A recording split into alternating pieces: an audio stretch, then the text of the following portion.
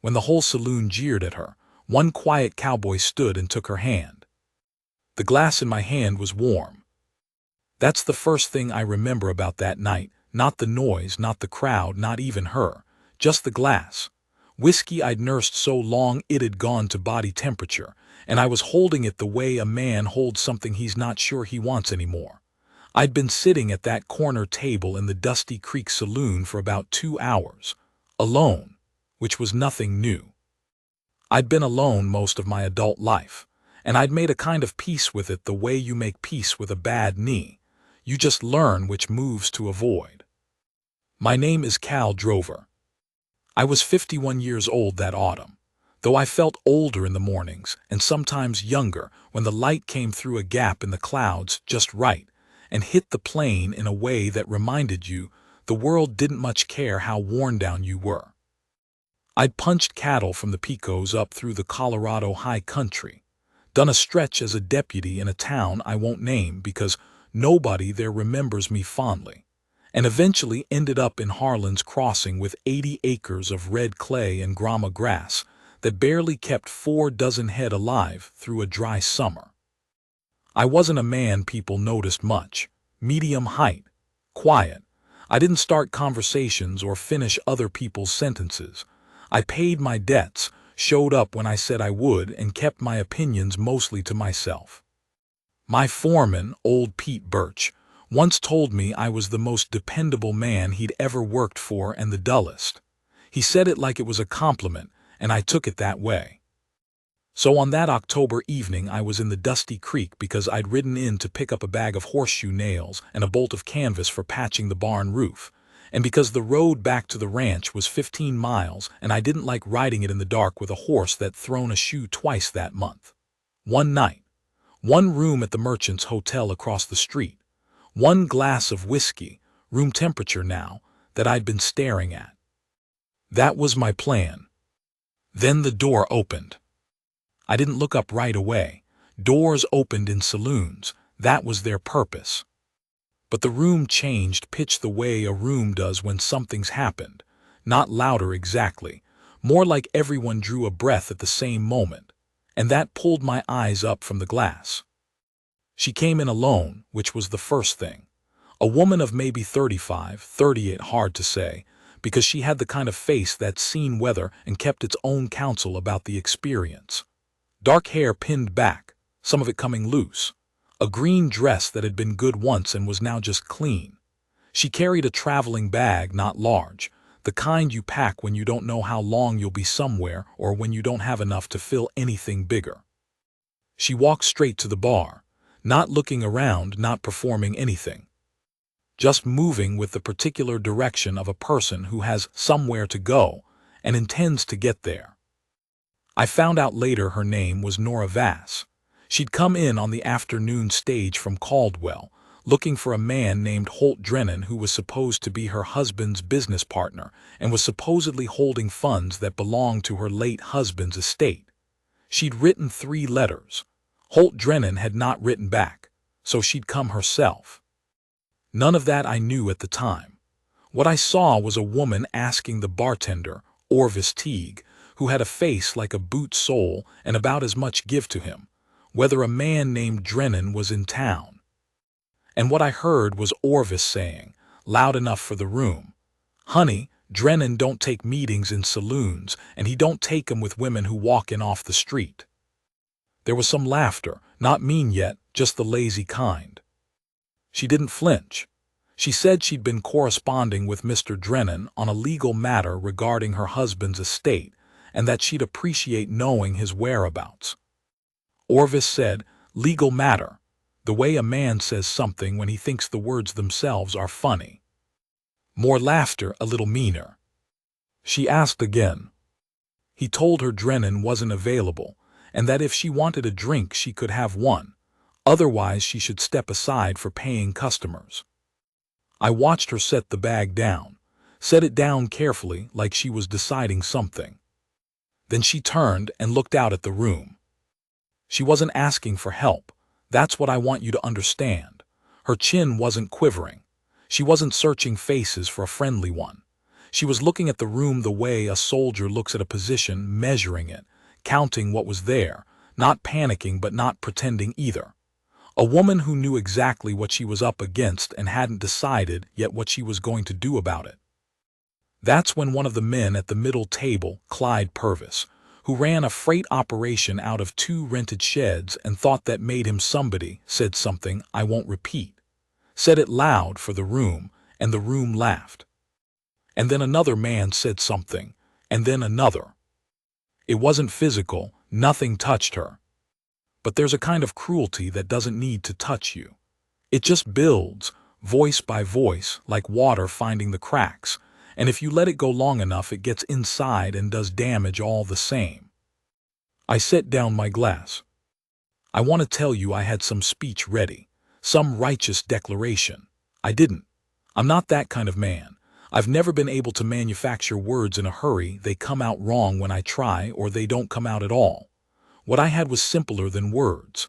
I just decided something, the way you decide to pick up a thing that's been dropped, not because you thought it through, but because it was on the ground and you were standing right there. I stood up. I crossed the room. It took maybe 15 steps. I remember the floor because it was uneven near the middle, a soft spot in the boards, and I'd known it was there from previous visits, and I stepped over it out of habit. I remember Clyde Purvis watching me with his mouth still open a little from whatever he just said. I remember the smell, sawdust and lamp oil, and the particular sweetness of spilled beer that's had time to settle into old wood. I stopped beside her. I didn't look at the room, I looked at her. Up close she was tired in a way that had nothing to do with the day's travel. It was a deeper tired, the kind that lives behind the eyes of people who have been handling things alone for too long. I said quietly enough that it wasn't for the room, "Ma'am, my name's Cal Drover. I've got a table in the corner if you'd rather sit down." She looked at me, not like she was assessing whether I was safe, though I imagine she did that in about 2 seconds the way women learn to, but like she was trying to understand why. Why this particular man, in this particular moment? I held out my hand. She took it. That was all. No speeches. No violence. I just walked her back to my corner table and pulled out the chair, and she sat down and I sat down across from her, and the room got very quiet and then, after a moment, got loud again in the way rooms do when they decide something isn't worth sustaining. Clyde Purvis said something else, something with my name in it meant to sting. I heard it. I didn't answer it. There's a thing you learn, after enough years, about which fires you need to stomp out and which ones you can just let burn themselves down to nothing. Clyde Purvis was the second kind. I asked her if she wanted something to drink, and she said water if it wasn't any trouble, and I got up and got her water from the end of the bar where the pitcher sat and brought it back, and she drank half of it without stopping. "Thank you," she said. "None needed," I said. She looked down at the glass for a moment. Then she said, "I'm not usually in saloons." "I know," I said. "How do you know?" "Because you walked in like you'd never done it before and didn't particularly want to be doing it now." That made her almost smile, almost. "I'm looking for a man named Holt Drennan," she said. "He holds a promissory note that belonged to my husband. My husband passed in February. The note's for $1,400. Drennan hasn't responded to my letters." I knew Holt Drennan. Not well. The way you know a rock in a creek bed, you know it's there, you know it's slippery, and you give it a wide berth. He ran a land and title operation that was mostly legitimate and partly not, and the partly not was the part where men like Clyde Purvis did business with him. I didn't say any of that right then. I said, "What was your husband's name?" "Thomas Vass," she said. "He had a dry goods concern in Caldwell. He'd done business with Drennan for 6 years. Good business, straight business." She paused. Thomas was straight about everything.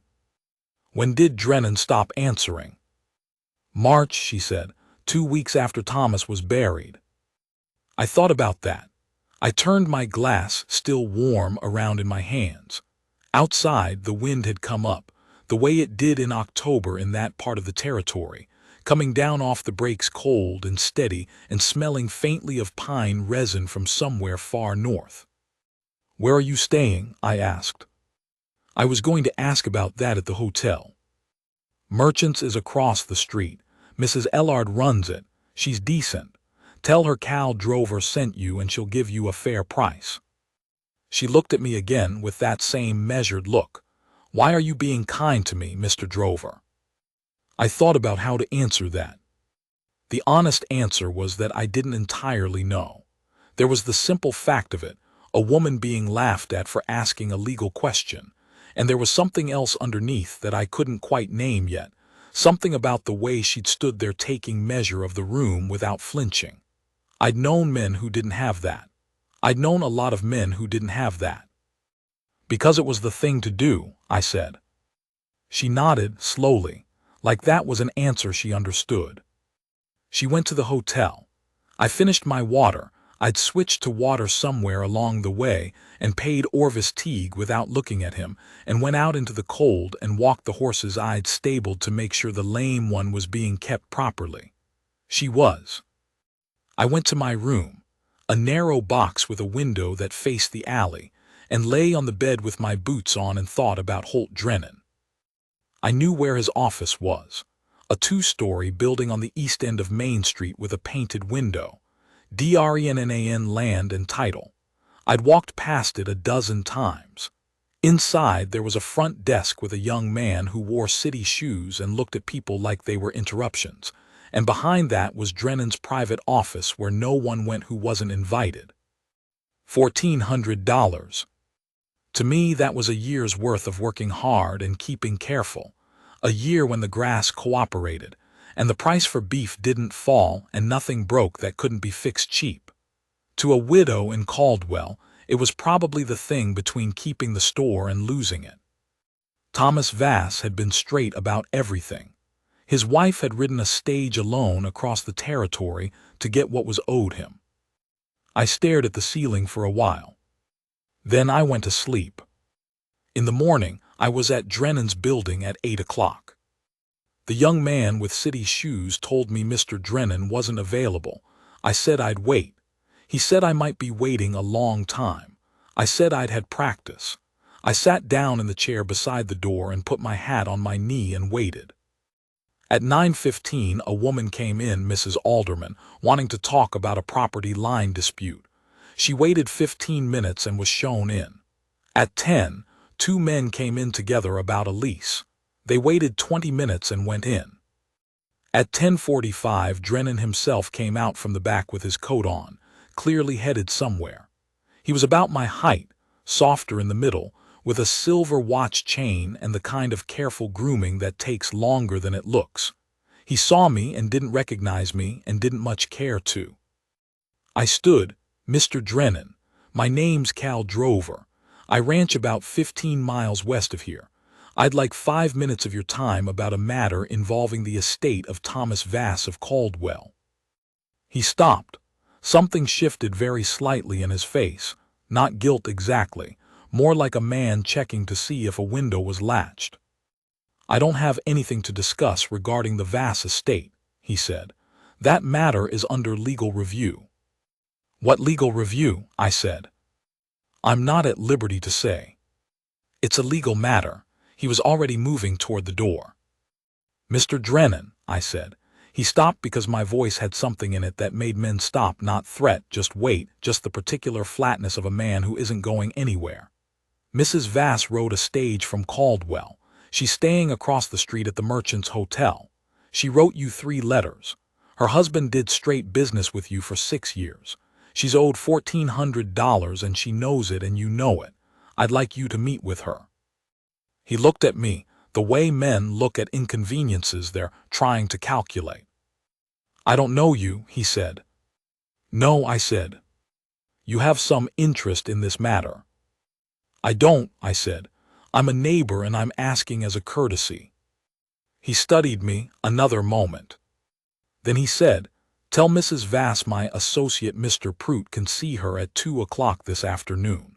Whether the note is valid and payable will depend on documentation she may or may not have. She'll have the documentation, I said.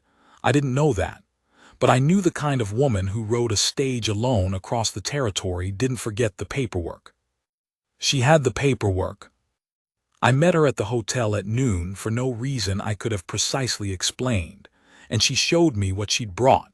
The original promissory note in Thomas's hand, signed and witnessed. 3 years of correspondence with Drennan's office. A letter from her husband's lawyer in Caldwell confirming the debt. She laid them out on the small table in the hotel's front room, the room where Mrs. Ellard kept a settee and a lamp and let guests use the table for business. And she laid them out the way a man lays out his cards when he's not bluffing. Neat, orderly, certain.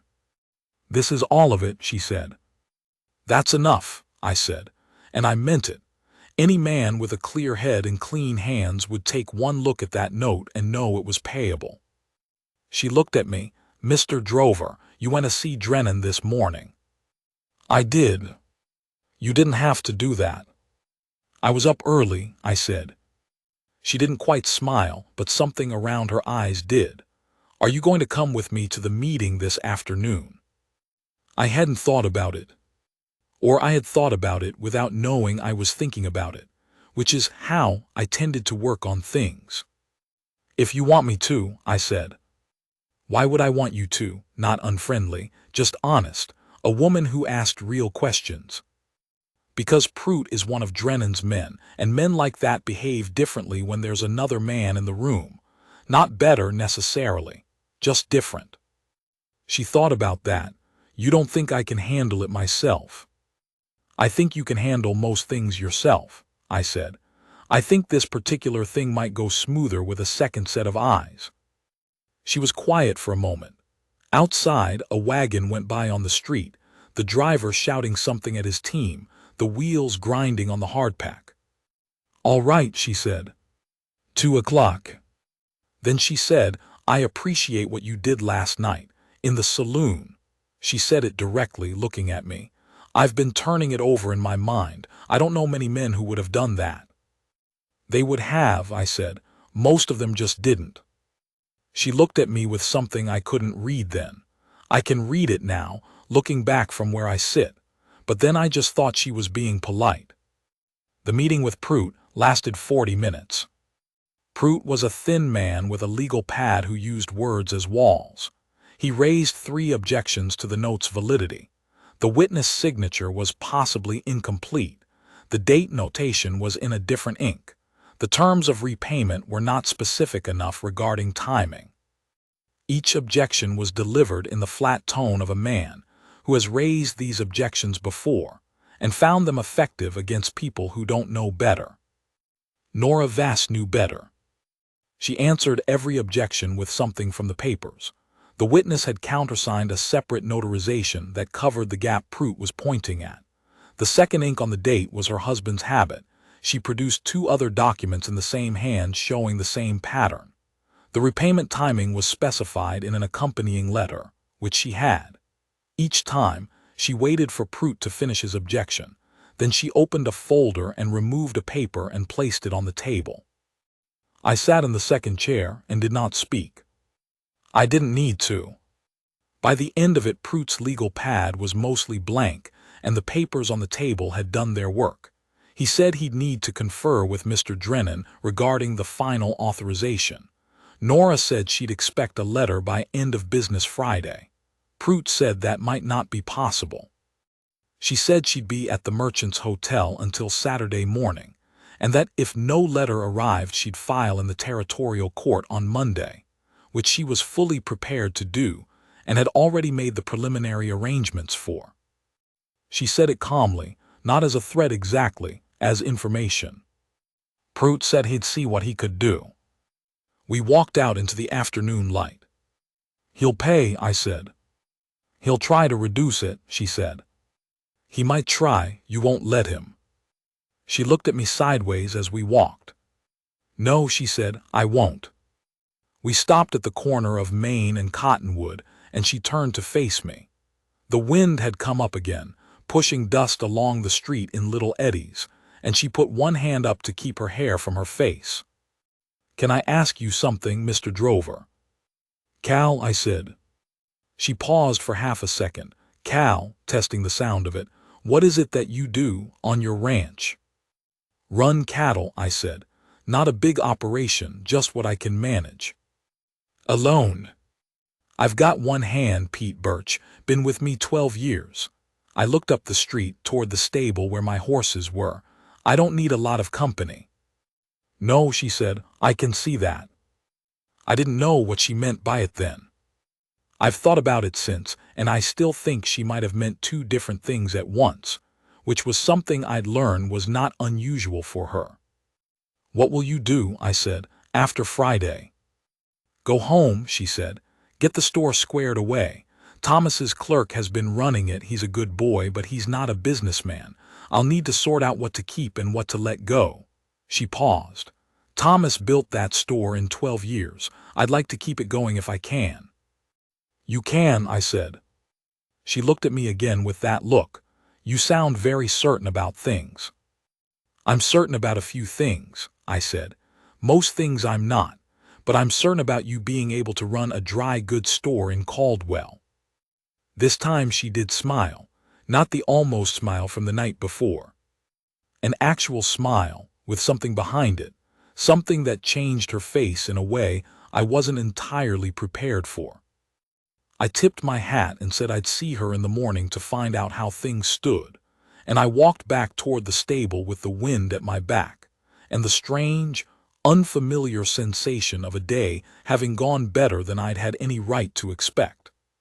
Friday came. No letter arrived by noon. I stopped by the hotel at 1, and Nora was sitting in the front room with her papers in order and her face showing nothing, though I could see around the edges of that nothing the particular quality of waiting that people show when they've been waiting a long time and are not going to let that show be taken for weakness. I sat down across from her. "No letter," she said. "I know," I said. "I walked past Drennan's office this morning. He was there. I could see the light in the back window. He's not sick." "He's hoping I'll go away," she said. "He doesn't know you very well," I said. She looked at me, and there it was again, that thing I couldn't quite read. She said, "You don't know me very well either." "I know enough," I said. The letter came at 3 o'clock. Mrs. Ellard brought it over from the front desk with the particular expression of a woman who has been running a hotel long enough to know when a document is important. Nora opened it at the table. Drennan offered $1,100 in full settlement, with a paragraph of legal language about releasing all claims. She put the letter down. She looked at it for a long moment. Then she said, "No." "No," I said.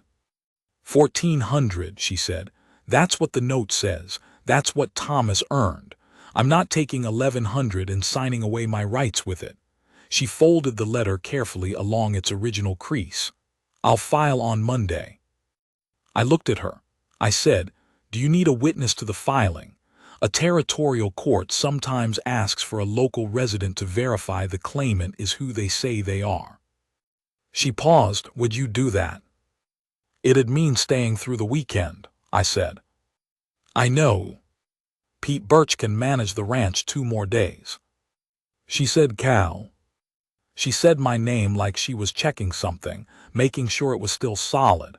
"You've been very good to a stranger." "You're not much of a stranger anymore," I said. She was quiet for a moment. The afternoon light was coming through the front window of the hotel at a low angle, the way October light does, hitting the dust on the windowsill and the side of her face. She had a small scar above her left eyebrow, old, faded to a thread that I hadn't noticed before. "I want to ask you something, and I want you to answer honestly," she said. "All right. Why are you still here?" I thought about it. The honest answer had been coming together for 2 days in the back of my mind without me fully looking at it, the way a thing assembles itself in the dark. "Because I haven't wanted to leave," I said. She looked at me a long time, long enough that I started to think I'd said the wrong thing. Then she said, "Okay." That was all, just okay. I went back to the stable and stood with my horses for a while in the smell of hay and horse sweat, just thinking, or not thinking exactly, but letting things settle. The lame mare was better. She put her nose against my chest, and I scratched her behind the ear and she leaned into it. We filed Monday morning. The county clerk was a small man named Avies Hobb who wore spectacles on a string and had seen everything twice and was surprised by nothing.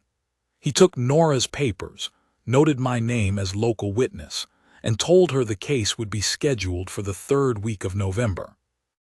Outside the courthouse, Nora stood on the steps with her bag and looked down the street toward the stage office. The morning stage to Caldwell left at noon. 3 weeks is a long time to leave the store, she said. Write to your clerk, I said. Tell him what you need him to do. I'm not a letter writer, she said. Thomas was the letter writer. Then write a bad letter, I said. He'll manage. She looked at the street for a moment. Then she said, I want to say something to you. All right. She turned toward me. She was wearing a different dress today, a gray wool with a collar that buttoned up against the cold, and her hair was pinned more carefully than it had been when she arrived. She looked like a woman who'd made a decision somewhere between arriving and now, and the decision had steadied her. She said, I've been alone since February. I've been handling things alone since February. The store, the estate, the letters, everything. I haven't asked anyone for help because the people around me in Caldwell are kind, but they're the kind that comes with opinions, and I've had enough opinions about what a widow should do. She paused. You helped me and you didn't have an opinion about it. You just helped me. I didn't say anything. And I don't know what that means, she said. I don't know what I'm not saying anything properly. You're saying it fine, I said. She looked at me. I'd like to come back in November for the hearing. I'll be here, I said. I mean, she stopped, tried again. I'd like to come back, and I'd like it if you were here. Not just for the hearing. The street noise was the usual Monday morning commerce. A dray loaded with lumber going one way, 2 men in front of the feed store going over something on a paper, a dog trotting with purpose in the opposite direction from everyone else. Normal things. Ordinary world.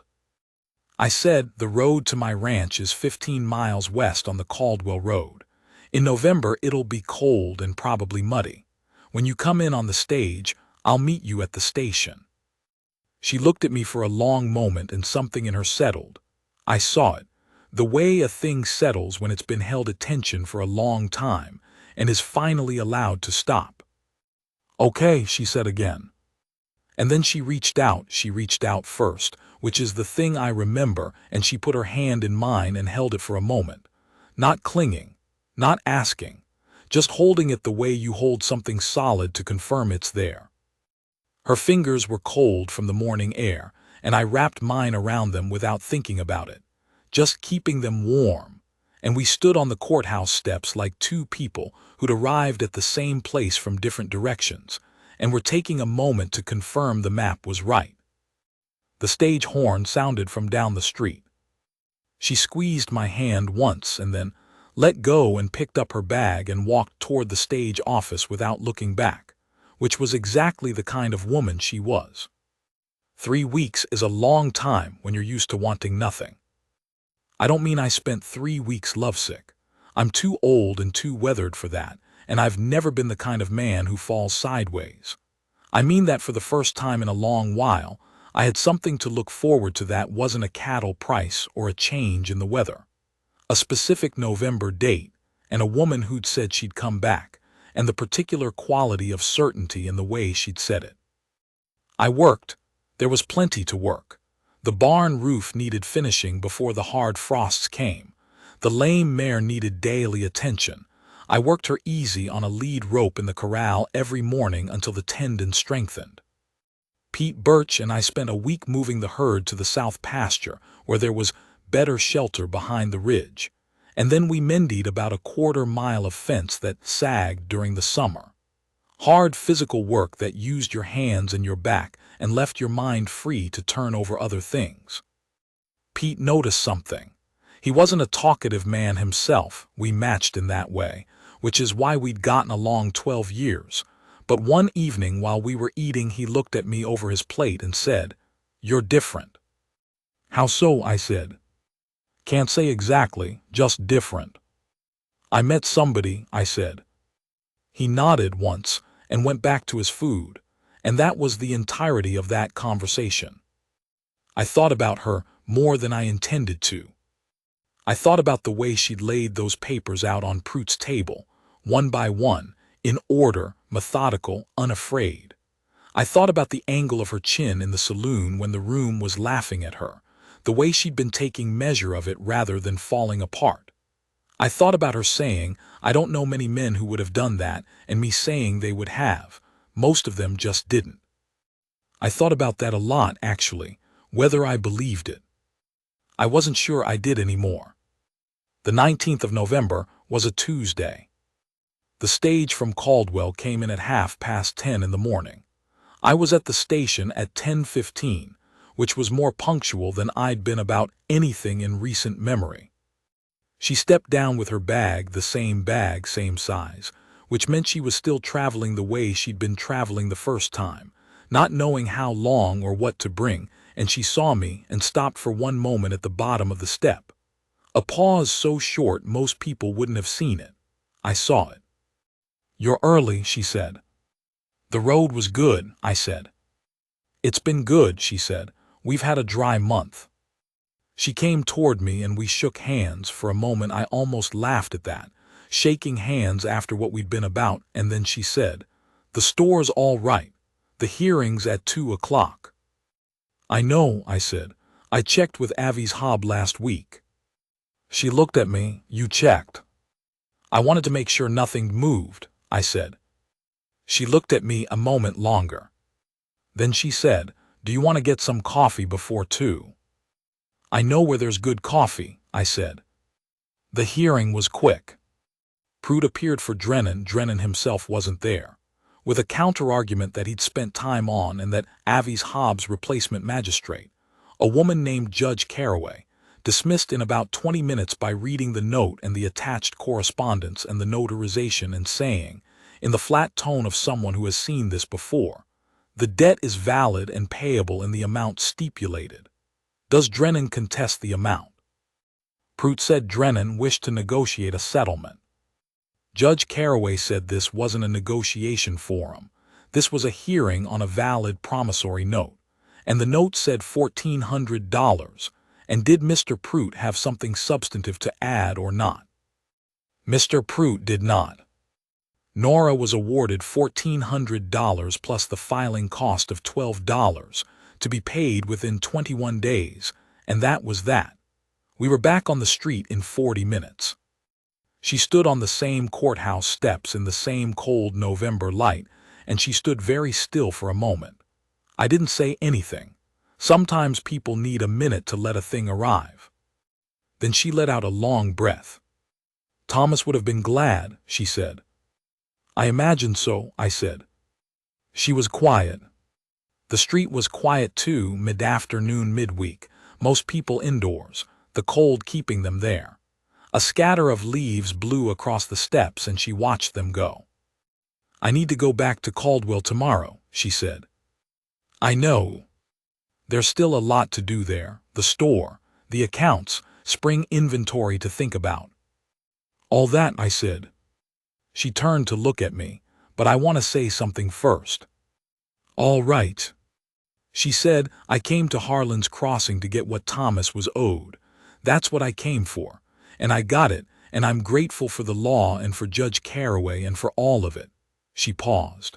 "But the thing I'll carry home from this trip isn't $1,400.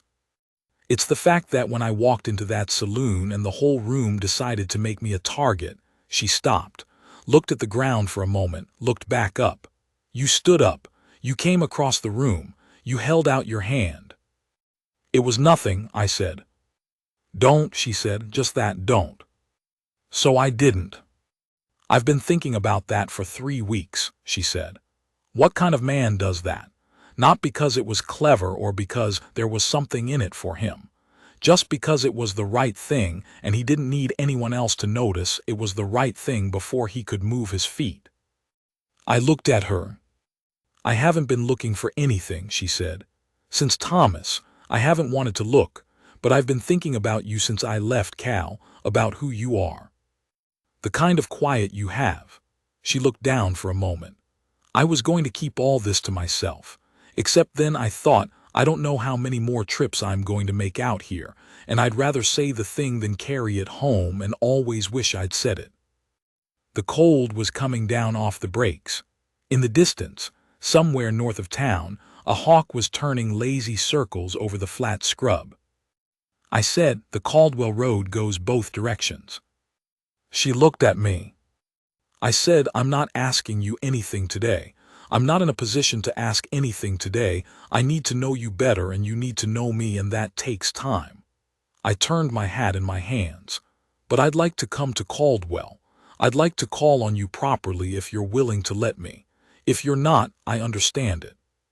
If you want more time to think on it, I'll give you that too." I looked at her. "I'm in no hurry. I've been patient about most things in my life.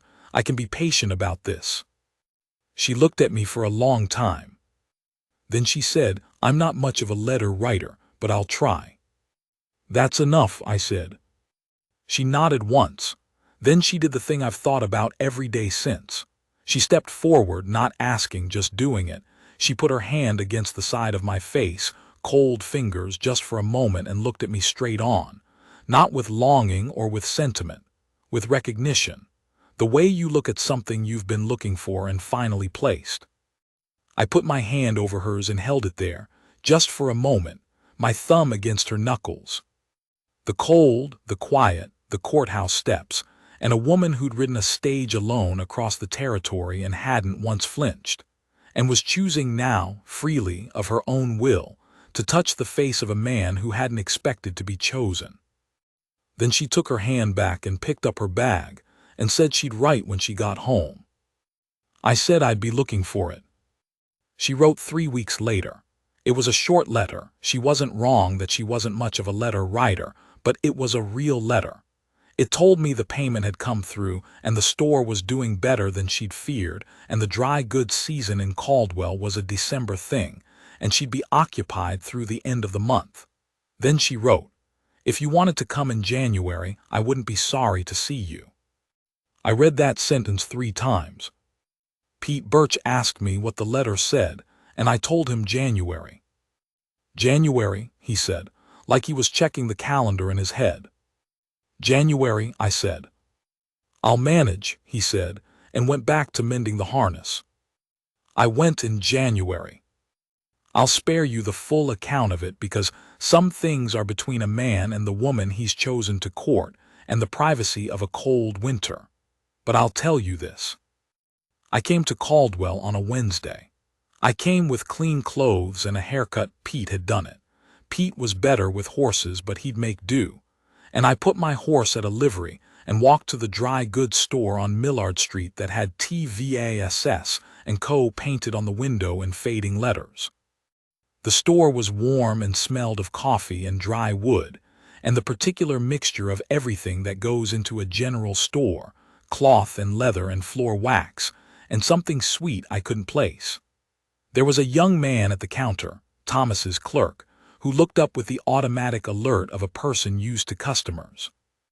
Then Nora came through from the back. She was wearing an apron and she had ink on 2 fingers and she'd put her hair up quickly, which I knew because one strand had gone wrong in the back and she hadn't caught it yet. She stopped when she saw me.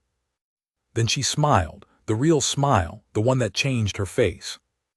"Cal drove her," she said, like she was confirming something. "Nora Vass," I said. She came around the counter. She pulled the apron off and tucked it under the counter in one practiced motion, and she said to the clerk, "Ben, can you manage for an hour?" And Ben said yes, ma'am, without asking any questions, which told me something about how the store was run. We went for coffee. We talked for 2 hours in a place on a side street that had good stove heat and bad coffee, and 2 chairs by the window that caught the afternoon light. And I told her about my 80 acres and my 4 dozen head, and what I hoped for with the ranch and what I was realistic about. She told me about the store, about Thomas, about the 12 years they'd built it, and the things she'd learned about herself in the months since his death. Things you don't learn until you're carrying it all yourself, the weight and the accounting and the decisions. She said Thomas was a good man. I loved him. I'm not going to pretend otherwise or diminish it. I wouldn't ask you to, I said. She looked at me. I want you to know that because I want to be honest with you from the start. What I have for you isn't built on forgetting him. I understand that, I said. Do you? I've lost things too, I said. Not a marriage, but things. And the things you've lost aren't gone, they're just changed. I don't want you to put him away. She was quiet. Then she said, You're a more unusual man than you look. You're not the first person to say something like that, I said. Who's the first? Pete Birch. He said I was the most dependable man he'd ever worked for and the dullest. She laughed, a real laugh surprised out of her, and the sound of it in that cold side-street coffee room was about the finest thing I'd heard in years. I came back in February. And March. In April she came out to the ranch. I won't say she wasn't somewhat startled by how spare it was. The house was a man's house, which means it was functional and clean and had absolutely nothing on the walls. She walked through it without comment, which I appreciated. She looked out the back window at the south pasture, where the cattle were visible in the distance, small dark shapes against the brown grass. How much land? She said. 80 acres, I said. I lease another 40 in summer from Thurlow to the east. Good grass. East pastures good, west pastures work. The creek runs through the middle, which is the thing that makes it worth having. She looked at the south pasture for a while longer. Then she said, It could be more. I know, I said. I've been buying it piece by piece when I can. She turned from the window. She was wearing a coat and she hadn't taken it off yet because the house was cold. I'd been slow getting the stove going. She said, The store is doing well, better than I thought it would without Thomas. I've been thinking about what to do with what it earns. I looked at her. I've been thinking that land is more reliable than goods, she said. In the long run, you can always grow more grass. You can't always sell more calico. I said, Are you saying what I think you're saying? She said, I'm saying that if you ever wanted to expand, you'd have a partner who wasn't without resources. I was quiet for a moment. That's not a small thing, I said. No, she said, it isn't. I looked at her across the cold kitchen. The stove was clicking as it warmed.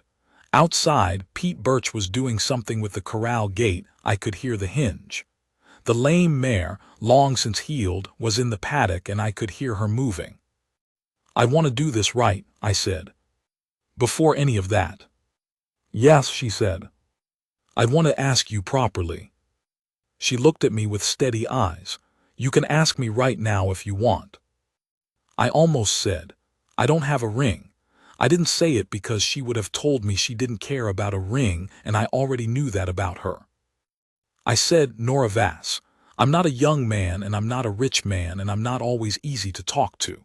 I've got 80 acres and 4 dozen cattle and 1 good hand and a mare that used to go lame and a house with nothing on the walls.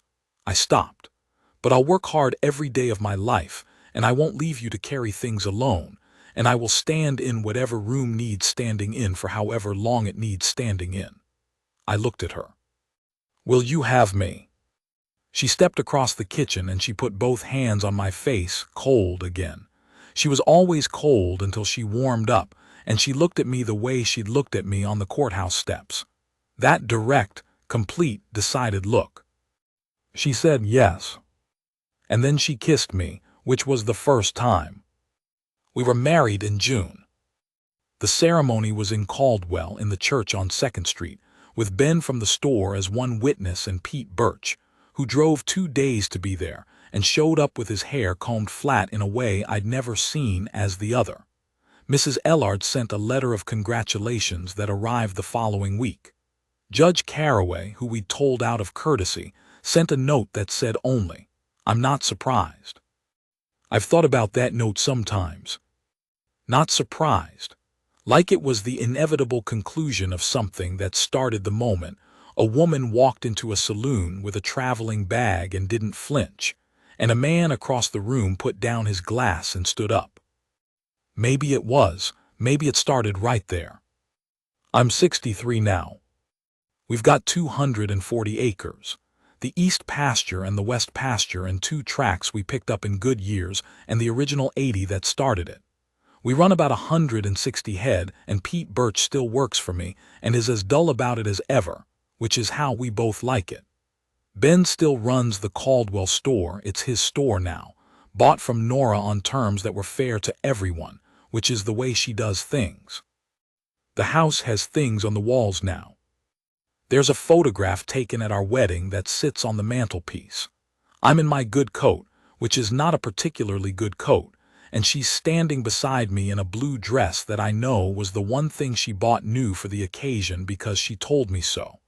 We're not looking at the camera in the way the photographer asked us to. We're looking at each other. Pete Birch says it's the only good photograph of me he's ever seen, because in every other one I look like I'm waiting for something unpleasant. He's right, in that one I'm not waiting for anything. Some evenings now, when the work's done and the lights going down behind the ridge to the west and the first colds coming in off the plains, we sit on the porch together, not talking much. We never have been much for talking when the quiet is working fine.